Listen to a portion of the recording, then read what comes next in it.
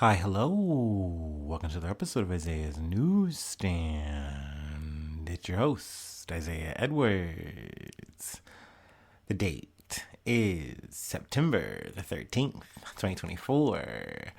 Hopefully this episode finds you well, in good spirits, and high hopes. As for me, I'm doing pretty good.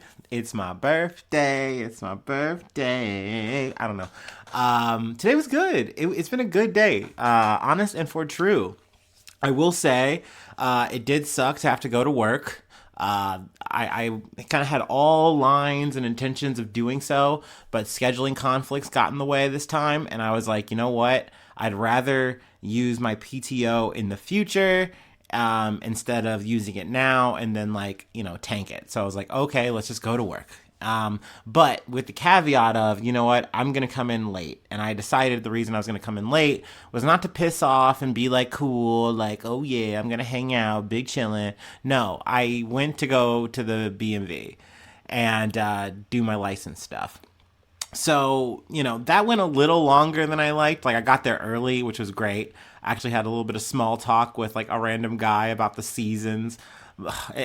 Let me give you a little insight here. Midwesterners love talking season change. We just love it. We love seasons. We can't help it. And I can't help myself. Like, especially when we're talking springtime or fall time, like I can kill a good 5 minutes talking about how it's a good change. And this guy, I love this dude. I didn't get his name, but like he was not like he was focused on like not just the change of the color, but he's like, you know what?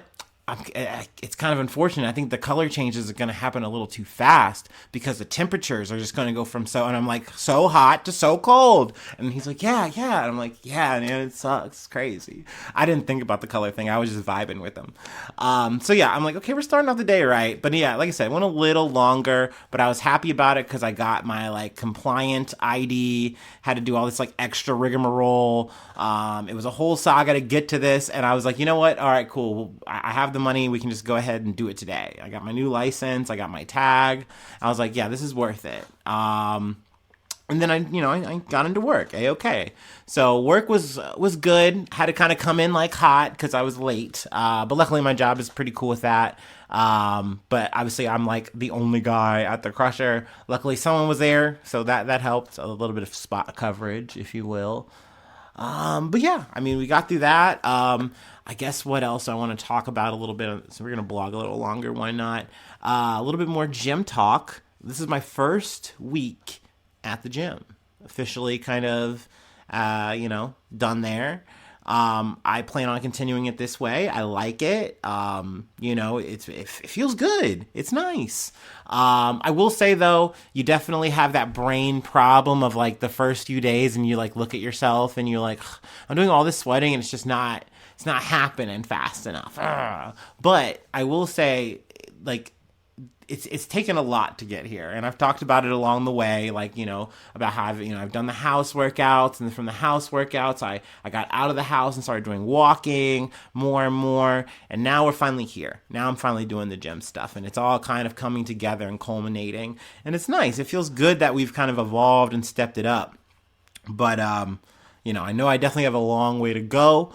But I like this. I would say the only thing I'm not digging right now that sucks, and I mean probably gonna suck, just as it is now, is that my schedule is now pushed back, and once again, it's just there's never enough time, and I'm literally just like trying to carve out an hour and a half, and it's like, yeah, man, now you're walking in the dark and you're eating dinner at like 9-10 o'clock, and that's like a terrible time to be eating, but that's just how it goes.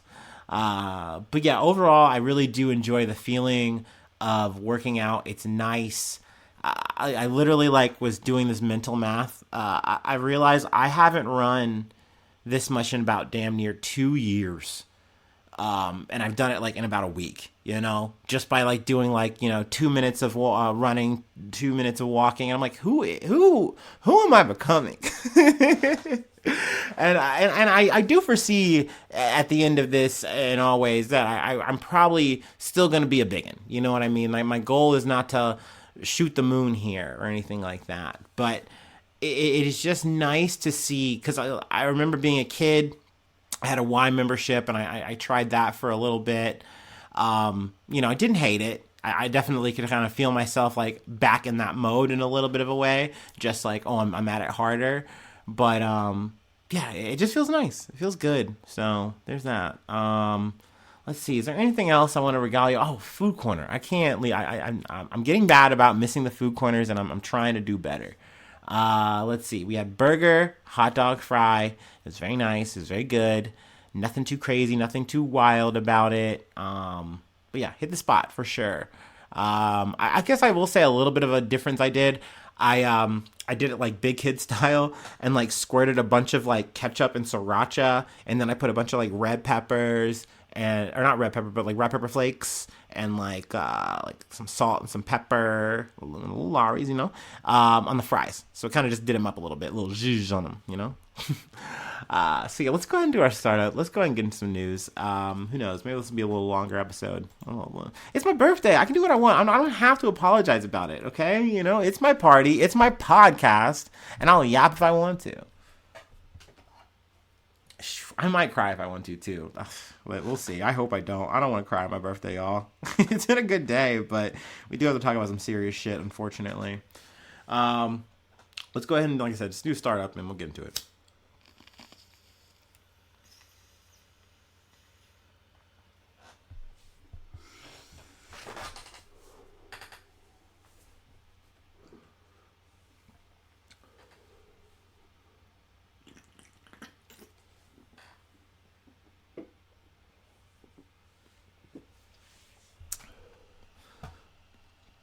All right. Our first story comes from Yahoo News. Bomb threats rattle Springfield for second day as Ohio City finds itself at center of latest Trump controversy. Former President Donald Trump continues to push the baseless claim that Haitian migrants in Springfield, Ohio, have been stealing pets and eating them. And the city has been feeling the effects this week. On Thursday, multiple city, county, and school buildings were closed following a bomb threat. Springfield Mayor Rob Rue said the emailed threat mentioned frustration with the city related to Haitian immigration issues. The FBI is working with local police to help identify the source of the threat. Springfield Police Chief Allison Elliott told reporters. I don't know why it's bizarre to me that whoever this person was, they emailed it. That's so fucking Sleepless in Seattle to send a fucking angry email with a fucking bomb threat. Like, I don't know, man. I guess maybe the school or whatever doesn't have a Twitter that you could DM or whatever, but it just seems strange and very boomer coded. But that would fit the mold of a Trumper who would be like, I'm so angry, I'm so mad about these Haitians, and I know they're eating these dogs and cats and ducks. I know it's so true, and we gotta stop it, brother. But I was listening to the Daily, and they definitely did a big breakdown of like what has been going on in Springfield, Ohio. Obviously, this is like a backyard area to me, but I mean, I'm gonna be honest with you. It's not like I'm like keyed in. I'm not fucking Batman. I'm not the heart of any of these cities that I live in or around. I will definitely say that. But it's unfortunate that this narrative has but it's something that another reason why I wanted to highlight it, because it's that otherism shit that winds up building up and building up and building up. And the breakdown that I got out of the Daily was like very helpful. But essentially, Springfield was kind of trying to revamp its image, and it was opening itself up to a lot of workers, and they needed people to work, but there wasn't that many people. But then in come this influx of Haitian migration, essentially able to come in and work and fill this kind of void. And then, of course, this is where it becomes very frustrating, because essentially this is good for the city. It's like, okay, you need workers. You don't have workers in this town, and to fill this void. Well, here you go. Now you have this workforce. But of course, not only that, that's going to boost everything in and around. You're going to have a booming more economy. There's more people. There's more jobs. There's more, activity. That's good. But in some ways, people start to look at this activity as more of a negative. They're like, oh, it's a strain on what's the word I'm looking for? Like not emergency, but like hospital system, healthcare system. It's a strain on our housing, and that's become a big contention point, which I feel like is a very divisive thing because that's not on the Haitian people who are coming here and like, yeah, we need a place to live. We're working here. We want to live here. Like, how is that on them? It's like, at the end of the day, the housing market or the people who are controlling the housing market are the reason for that. Now, Rob Rue or whatever is like, saying his sorries and condolences, but I feel like he's not going far enough because once again, kind of referencing the Daily, him and the city manager, who I think I misquoted, I think I misrepresented when I initially talked about this, but essentially they both went on Fox News they didn't blame.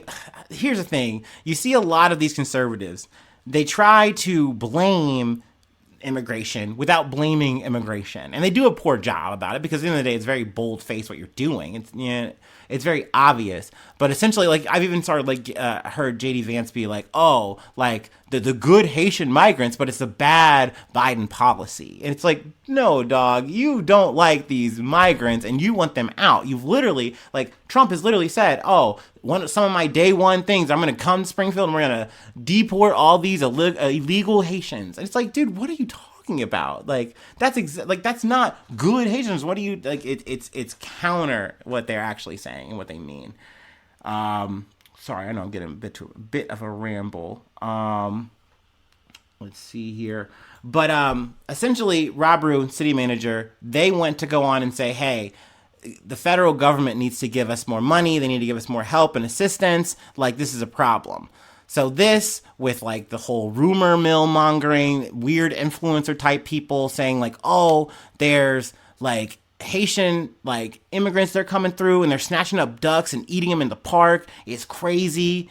There was a real story that happened in Canton, which is not Springfield. It's another place in Ohio. And essentially there was a black woman, who apparently was eating a cat. It was a really weird situation that unfolded, but people took that and they said, oh, black person, Ohio, close to fucking enough. And they just kept bumping and pumping this fucking Haitian migrant bullshit until everyone winds up hearing it in the Trump-Harris debate. And it's crazy that Trump is still pushing this shit. He's just doubling down, tripling down. Also, once again, I got to keep referencing the Daily, that this was something that conservatives were also pumping and like kind of hooting to each other and really like, just like, yeah. Like in Arizona, apparently the GOP put up a billboard, and I'm going to paraphrase it a bit, but essentially, don't want a cat dog diet, like vote Republican. And it's like, what kind of bullshit is this? Like, this is just fucking xenophobic type shit. And this isn't me being holier than thou, what I'm about to say, but like, it is one of those things where I saw it, and you see JD reference it in this article where he talks about like kind of like the meme magic or whatever, but essentially saying like, yes, the memes are making the media actually look at the actual problems. It's like, no, dude, you're just spreading these weird, cringy ass weird memes, getting people arced up to do really fucked up shit to their fellow man. That's all that's happening there. And, I've seen a bunch of people, share the memes, spread them, make them. And it's like, they're funny. They definitely make me hee hee ha ha.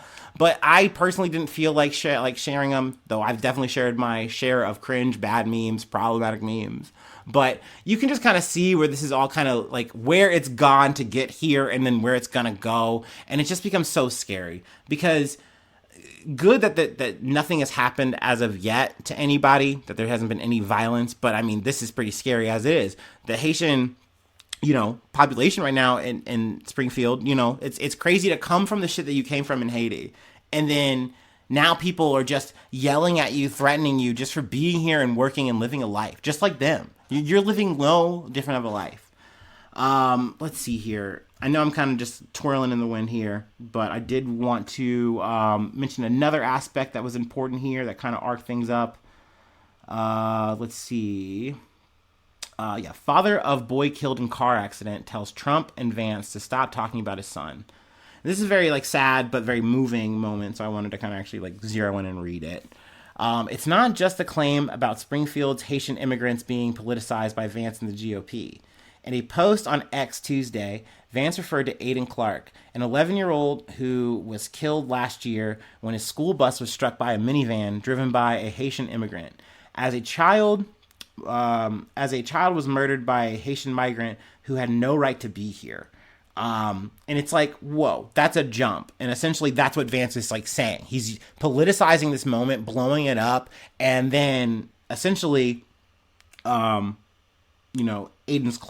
Clark's father was like, and it's so sad to hear him say this, but you understand why. He's like, honestly, I wish that the person who was behind that car was an old white man, because then at least you would remember my son like the way he's supposed to be remembered. He wouldn't be brought up like this. He wouldn't be used for like hate like this.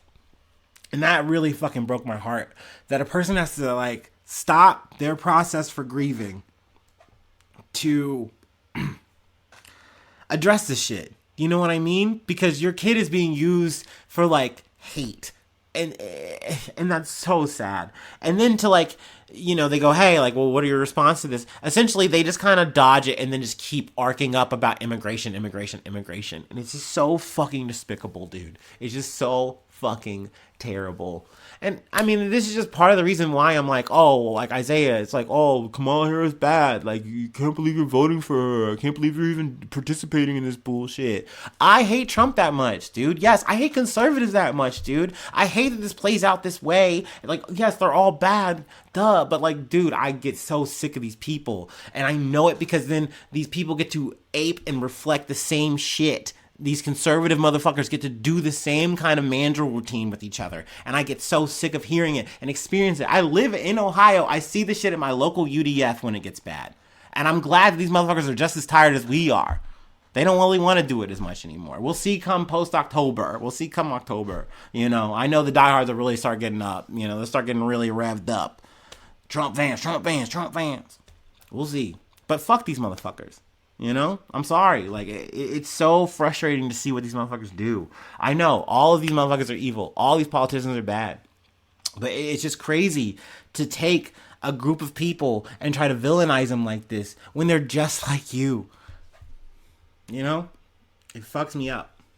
And, we're not in some fucking other country. I'm not talking about Euro shit. I'm not talking about Middle East shit. I'm talking about shit in my own backyard where I live. It's so upsetting. So yeah, like I said, just to once again reiterate, that's why I didn't want to share that shit in terms of like the kitty cat memes and the da da da. It's funny, I'll react to some of them. It is what it is, but like, you can just see where it's going, and I really hope that like the shit stops instead of continues and gets worse. But we'll see. We'll fucking see. Damn, I already fucked up. I'm already crying. Damn it. Fuck. I hate it here. All right. I gotta hop off it. I'm sorry. I know that was sloppy, but it was, we're warming up. We didn't stretch. Okay. From NPR, Boeing mechanics go on strike after rejecting contract. Y'all know I love a good strike, and we're so in it.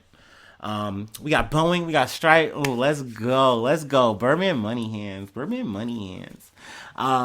of Boeing's largest unions overwhelmingly voted Thursday to strike, rejecting a tentative contract offer from the aerospace and plane maker in dramatic fashion. More than 30,000 members of the International Association of Mechanics and Aerospace Workers went on strike not long after the vote, hobbling airplane assembly at Boeing's factories in the Seattle area.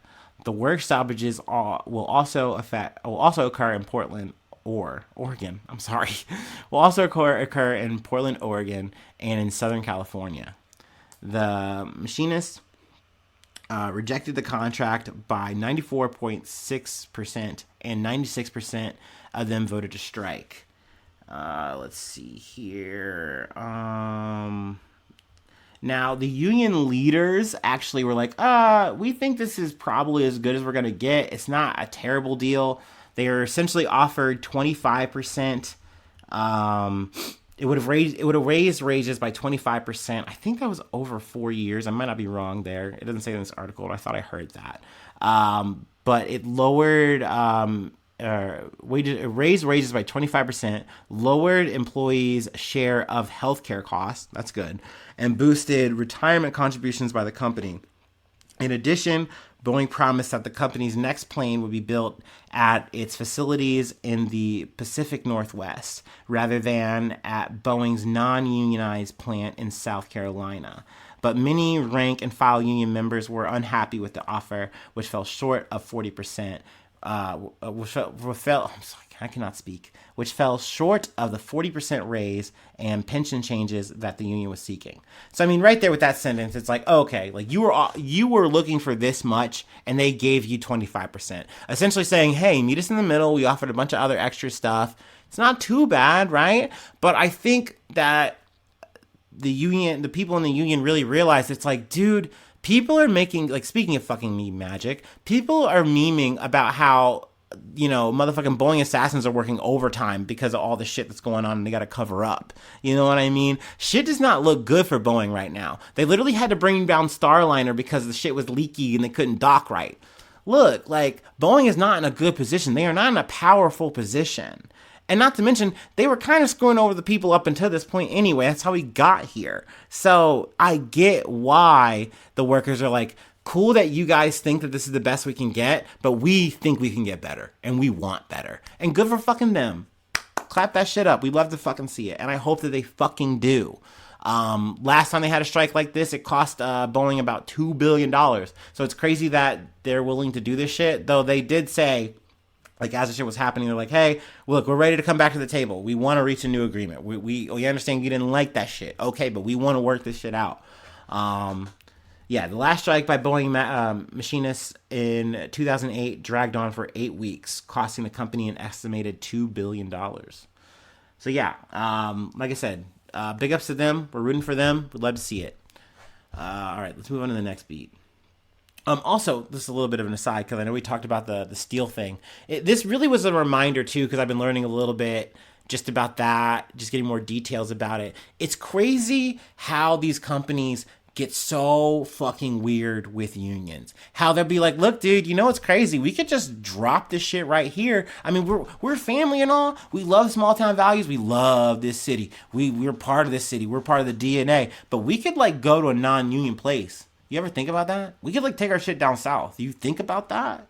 And it's like, that's crazy that the thing that you're bringing up, like, as a corporate person talking to these people who work here, who live here, who are quote unquote a part of the DNA, motherfucker. Like, it's crazy how these motherfuckers move, dude. So yeah, once again, fuck that shit. I completely, once I heard the union motherfuckers weren't with it, I'm like, then I ain't with it. Boo. Fuck it. Sorry, Nippon Steel. I love Japan, but nah, we ain't fuck with you. You're not like us. You're not like us. Also, worked out to that today. Was invigorating. Awesome. Also, Kendrick Lamar's gonna do the Super Bowl. We love to see it. We love it. I'll tell you who doesn't love to see it. Fucking Drake. He don't love to see that shit. But also, I know we're just getting into some fucking side news.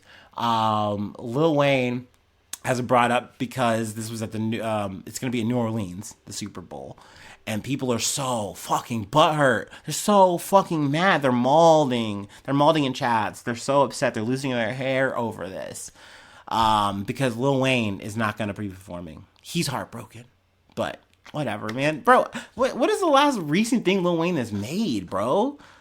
I'm sorry. After the Carter 5, I flatlined on that shit. I was not interested.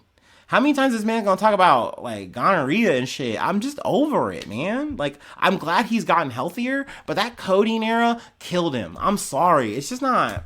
Like, I'm sorry. No thanks. Like, no. Let's see Kendrick Lamar at the fucking Super Bowl. I maybe next time, Wayne. I don't know.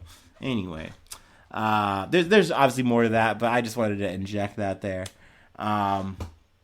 Maybe bad choice of words given our last fucking... Oh, no, we're not on the last thing. I'm skipping ahead. I'm sorry. Sloppy Whoppy. Once again, it's my birthday. We can do what I want. I'll do what I want. From CBS News. Cooler temperatures help California firefighters battle 3 massive blazes.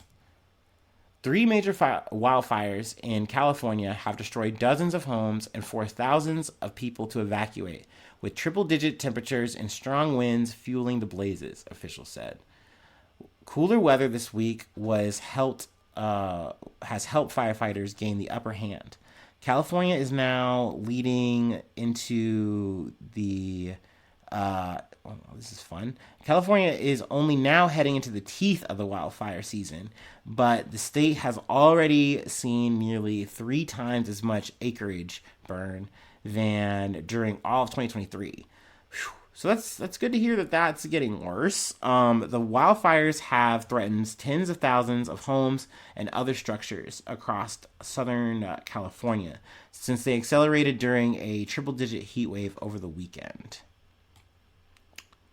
So I got to scroll ahead here. Bear with me. As of Friday morning, at least 15 injuries among firefighters and civilians have been reported in 3 wildfires, according to CAL FIRE. No fatalities have been reported. So that's good. I know I've kind of dragged on the story, but I like heard the layout of like all 3 of these fires, and I was like, oh, I definitely got to talk about this shit. Let's see here. So we'll kind of hopefully try to breeze through them. But the first one we're going to talk about is the bridge fire. In a small community of Wrightwood, about 90 minutes outside of Los Angeles, the bridge fire has burned more than 90 dozen homes in the area. It is not yet known what started the fire, which was the 3rd largest blaze in California this year and the largest active fire in the state. As of Friday, the fire was still active, but an increase in humidity and lower temperatures have slowed the flames, CAL FIRE said. All right, we're going to scroll ahead to the next fire. The airport fire. The airport fire, which was reportedly sparked by heavy equipment operations, has burned more than 35 square miles of land in Orange and Riverside counties. Many evacuation orders related to the fire were lifted and changed to voluntary warnings on Friday as cooler weather helped firefighters get a handle of the blaze. CBS Los Angeles reported.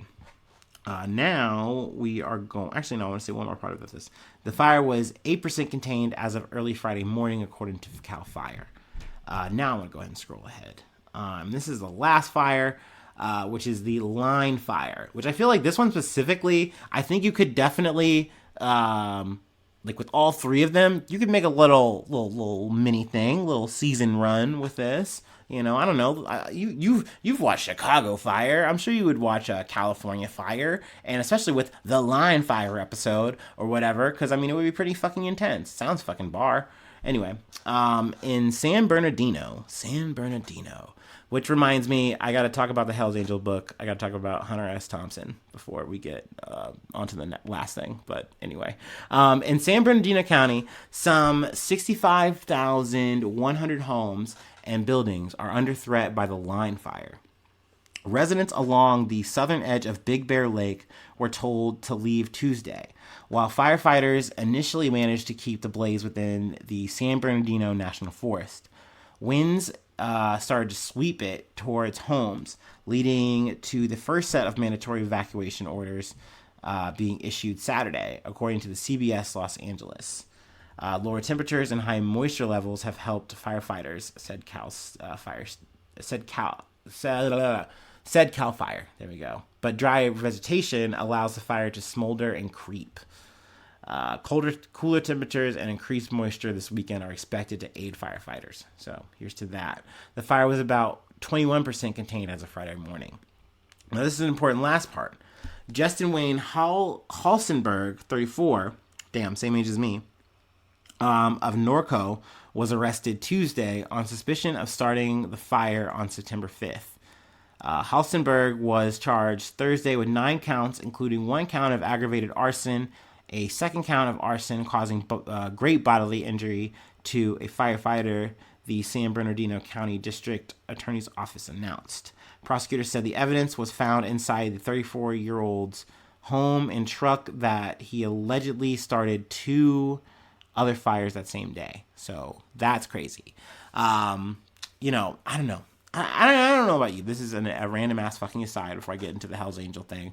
But I remember being a little bit of a firebug as a kid, right? Like, I think a lot of maybe kids are like that. Maybe not. But I think just remember just feeling the fire on your fucking fingers is scary. That's a thing. And then seeing it and then being like, oh my gosh, I don't have control of the situation. Once I felt that, like, enough times, I was like, okay, we're good. I'm never gonna do this in my bathroom again, and I'm so glad. And now I think, like, the only time I come close to potentially starting a fire is when I'm cooking. Those situations are so scary. I'm definitely not gonna lie to you. I'm having like a flashback. Like, you know, the little, maybe you guys do, maybe you guys don't, but you can look it up. There's a little Uzi Vert meme where he's like looking at a fire, and like I've had like akin moments to that, but it's me freaking out because I do not want this fire to happen at all. Of course, I'm trying to cook, and like, but I'm Googling for a quick second because I'm freaking out and I don't have a fire extinguisher or anything. How to stop this fire? And then like it, you know, your instincts kick in, or you read a fucking sentence and you okay. Oh gosh.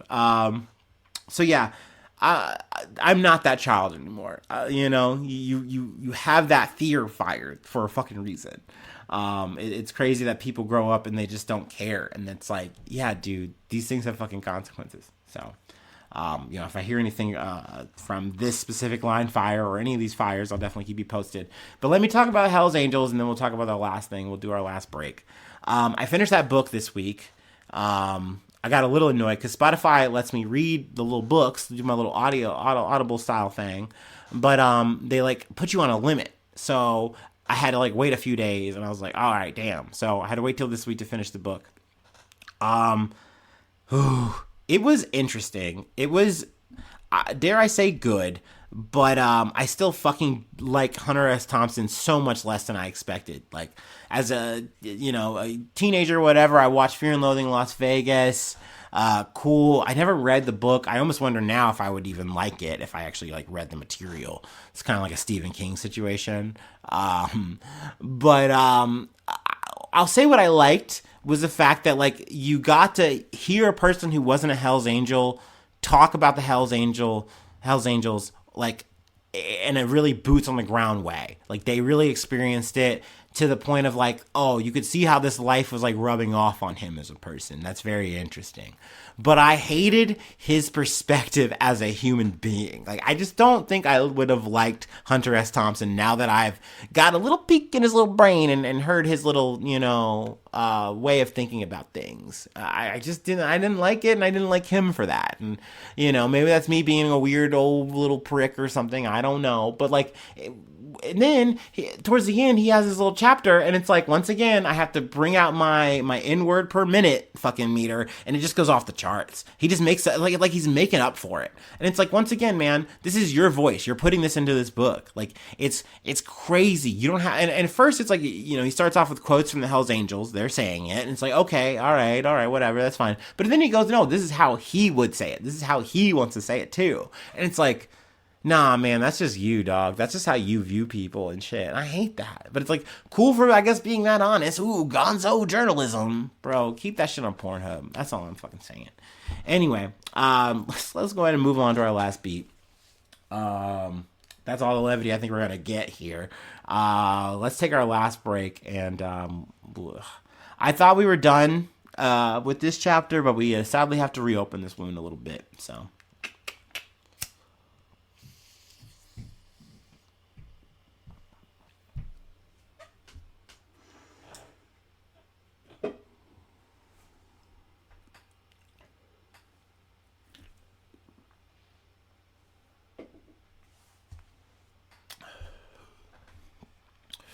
Yummy. All right, from the Associated Press. Judge frees Colorado paramedic convicted in death of Elijah McClain from prison. A Colorado paramedic convicted in the death of Elijah McClain, a black man whose name became part of a rallying cry for social justice that swept the U.S. in 2020, is being released from prison after a judge reduced his sentence to 4 years of probation Friday. Judge Mark Warner said during his ruling that Peter Chihunik had to make a quick decision the night of the arrest as the highest-ranking paramedic at the scene, the Denver Post reported. He also noted a background of no previous criminal history and good character for Chihunik, who had an 18-year career as a firefighter and paramedic before he was convicted. So he's just a good old egg. He's just a good old bean. He doesn't deserve to rot in prison for 4 years for doing the thing that he fucking did. Warner held that the case had an unusual and extenuating circumstances in reference to a part of Colorado's mandatory sentencing law, which allows a court to modify a sentence after a defendant has served 119 days in prison if the judge finds such circumstances. It's like, oh, this shit was so weird. It was so bizarre and eerie and kooky that, like, I just want to let you off. Which is essentially, it's just dealer's choice for a fucking judge then. That's what I'm hearing. But, just to refresh people who don't know, or, people who, maybe don't remember, McClain was walking down the street in a Denver suburb in 2019 when police responding to a suspicious person report forcibly restrained him and put him in a neck hold. His final words, "I can't breathe." Essentially, he was walking with like headphones on, had like a little balaclava situation on, kind of thing. And he didn't hear the people, and then next thing you know, he's just getting harangued, and then they got him in a fucking hold, and they're fucking injecting him with fucking ketamine. And everyone just more or less gets to walk away from this shit scot-free with fucking parole, probation or whatever. It's very frustrating, 4 years is all this motherfucker got for that shit. And like I said, no one really served any like hard ass fucking time. At least not seemingly. And this was like the biggest one, and everyone's going to be acting like, oh, okay, good, this is fine. To add a little bit more here, the case has already achieved a deterrence effect to discourage similar crimes, Warner said in a hearing in Denver. Great, that's great. And it's like, dude, all I'm fucking asking for is you make this motherfucker serve the term. He's going to get out for good behavior, so like literally 2 years. That's not enough even, but it's like at least you show that the actions have a fucking consequence. Essentially, this whole deterrent effect bullshit is just vaporware to me. It's just fucking hot air. It's very frustrating. So yeah, let's see. I think the last thing I did want to say, McClain's mother, Shanine McClain, declined via email to comment comment Friday. In March, she celebrated the original sentence handed down by the judge as she left the courtroom that day, raising her fist in the air, which we talked about. So, like I said, it's very sad. And, I didn't want to close my birthday podcast episode on a bummer, but, sometimes you just got to, sometimes life and news just gets in the way. And, crying is just a process. It's just a part of this all, But that being said, we're at the end. It's the end of the day. I still need to go eat. I still need to go walk. I still have things to do, Life's, like I said, just keeps moving on. But we're going to be all right. We're going to make the most of it. Let's see here. I got a shill. If you want to give me a gift, you can. I got a Patreon. Patreon.com/ZaneNews. Coming newsy today. That really helps out. Put the smile on my face. I shout out top of the month. Free ways to hit me up, IsaiahNews1@gmail.com. Feel free to follow me or the podcast on any of the socials. Another way to help out, once again, nice gift. It's free. Subscribe to the YouTube. Just keeps you up with the Joneses. The number go big, go burr. We love that. Let's see. Hit the like button. Leave a cool comment. Sharing is caring. Feel free to rinse and repeat on any of the platforms. You want to hit all the stars, Like I said, you can leave comments on Facebook, or not Facebook. But I mean, you could comment on the TikTok, I guess, if you want. That's right. I post episodes on TikTok. Actually, full disclosure, TikTok is like kind of the best platform so far. So, I mean, man, maybe they converted me. Maybe now I'm fighting for TikTok. I know I've said that before, but I mean, I think, I don't know. Anyway, that's it. That's where I want to leave it for today. Thanks so much for tuning in. Thanks so much for being a friend. And hopefully I see you soon for some more good news. I love ya. Bye-bye. Mwah.